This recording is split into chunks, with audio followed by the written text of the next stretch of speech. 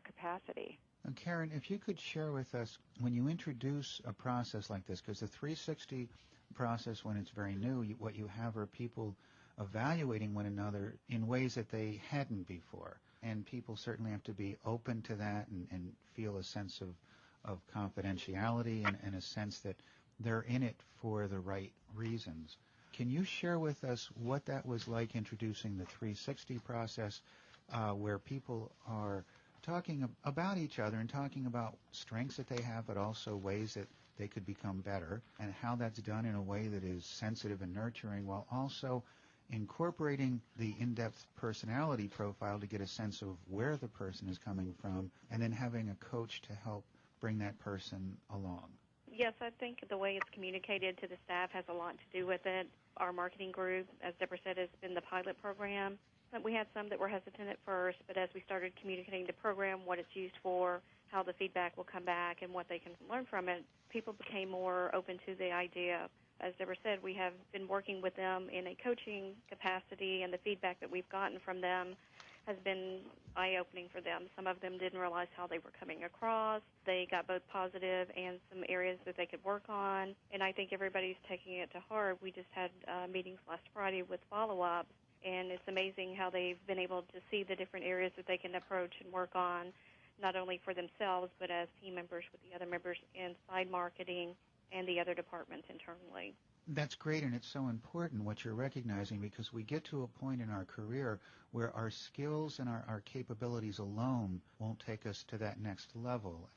Could you share with us, Deborah, what somebody learned through the process and how it helped them to grow? Yes. There's one manager in particular who was very skeptical at the beginning.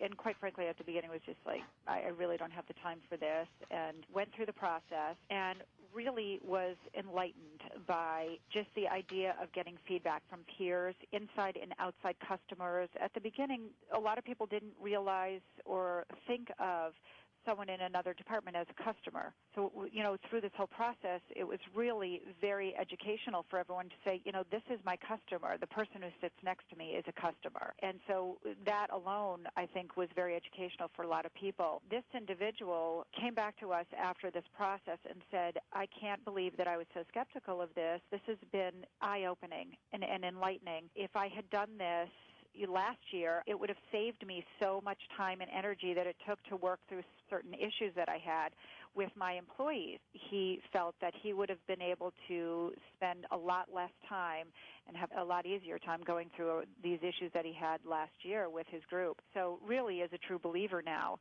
and can't wait for everybody else through the company to do it, because he sees the opportunity that people can achieve from going through this process.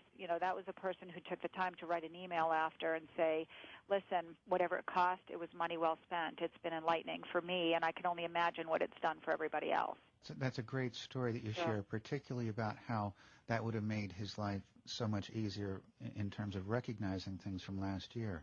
That level of self-awareness, the more we know about ourselves and the way, as you said, the way we affect people in ways that we don't realize, we don't know. The more we know about that, the more effective we can become as managers and leaders. Yes, and I think that this process brings a focus on leadership, especially in a group like ours where in each of our departments there are people who are managing not only a process but people now. And it does bring a focus to the idea of leadership and, whether someone is comfortable. Just because you exceed at the function that you serve for the company doesn't mean that you are comfortable or even want to be a leader of people. And through this process, Karen and I have asked, individuals to take a look at, what they like about what they're doing. And when they receive their feedback for their leadership skills, to take the challenge of thinking about it and being honest with themselves as to whether leadership of people is something they really want to be doing. The important message, though, that you're sharing, Deborah and Karen, is that this is part of a process, and it's a major statement about the company, about the way your company views employees, the talent that your employees have, the investment that you want to make in improving those, and also about who your company wants to become as you continue to grow. I would say that's very accurate. It has always been about the people, and we feel that we do a lot for our employees, and we feel obligations to each employee as well. We strive very hard. I mean, and that's top down. It's bottom up. It's everything. It's a very strong feeling about from our executive management about how Robert Behringer wants this company and always wanted this company to be. And as we grow, it's our challenge in HR to make sure that we're keeping that feeling that when someone joins Behringer Harvard, they know what they're joining and they feel it. And that feeling of believing in the talent and the people that you have, investing in them, and knowing that as a result, they will take Behringer Harvard to the next level. Absolutely. Mm-hmm. And just out of curiosity, do you see it as an annual process where people can look and figure out ways that they can continually improve? I think to some extent, it would be ideal to have at least top-level 360 done every year. I think it's important because it's performance. It's a way to move towards excellence. And without feedback from your own customers, you really don't know where you're going. Well, thank you both very much. You're welcome. We've been talking with Deborah Goldfarb-Hedigian, Vice President of Human Resources, and Karen Mitchell, the HR Manager at Behringer Harvard. Thank you both. Now we're back with Cindy Sachs, Vice President of Organizational Development Services here at Caliper. Cindy, what kind of questions would a client ask to determine if this was the right time for them to introduce a 360 into their culture? Patrick, I think the first question is, are we ready for this? Is our organization ready to implement a process by which we give feedback to each other and receive feedback to each other? Because even though this is a confidential and anonymous process, there's a foundation that should be laid first to really prepare individuals and the organization for it. Secondly, I would ask, who's going to participate in this program? Is it going to be an individual? Is it going to be all managers at a certain level of the organization? Are we going to start with our executive committee and then roll it out through the organization? So who's going to participate and to make this most effective?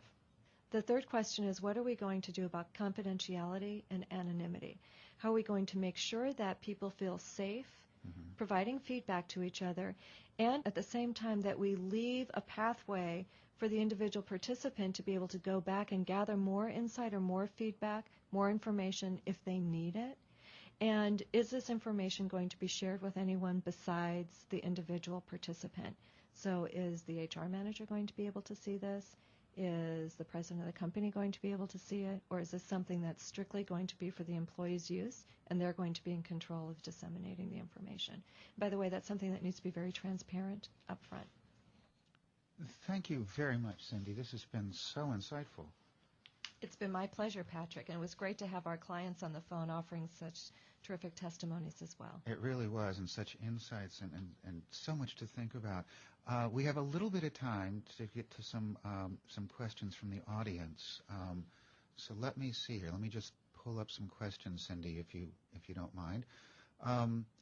One question: what is the best way to relay this feedback and get the employee excited about new challenges instead of focusing on the negative?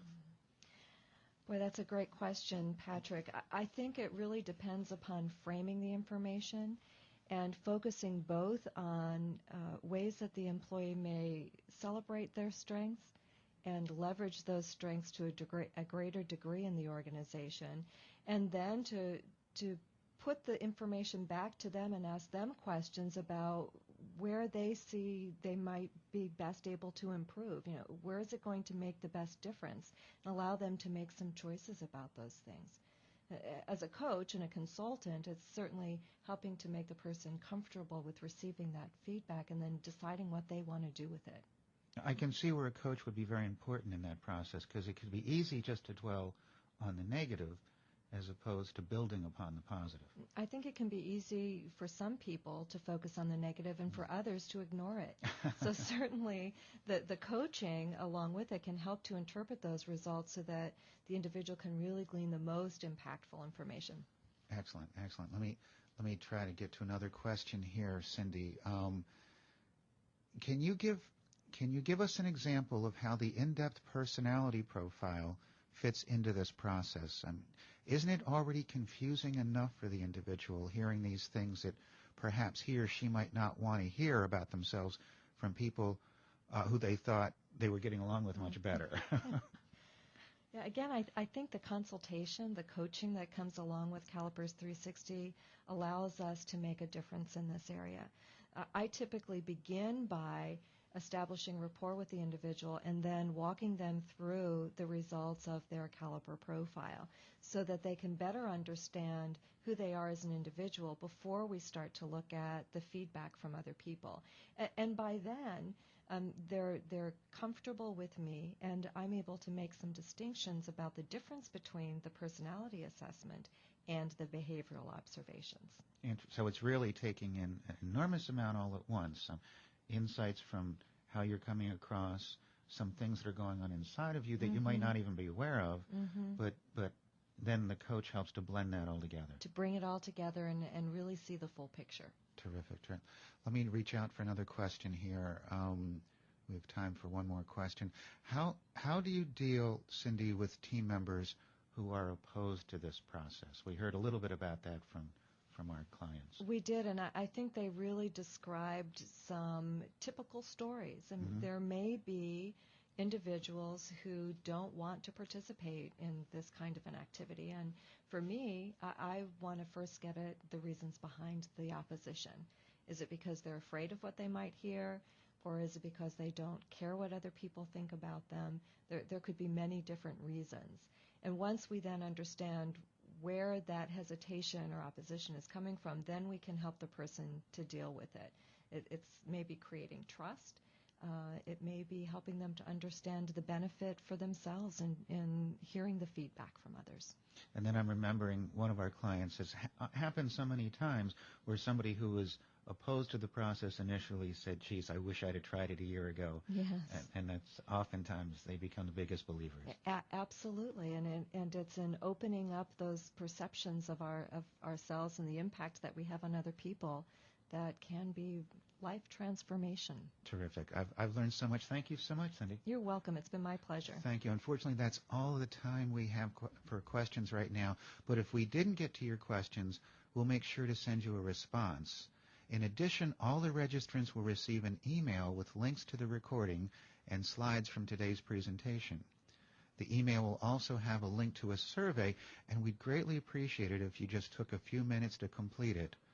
More information on 360s is available on our website, www.caliperonline.com. That's CALIPERONLINE.com.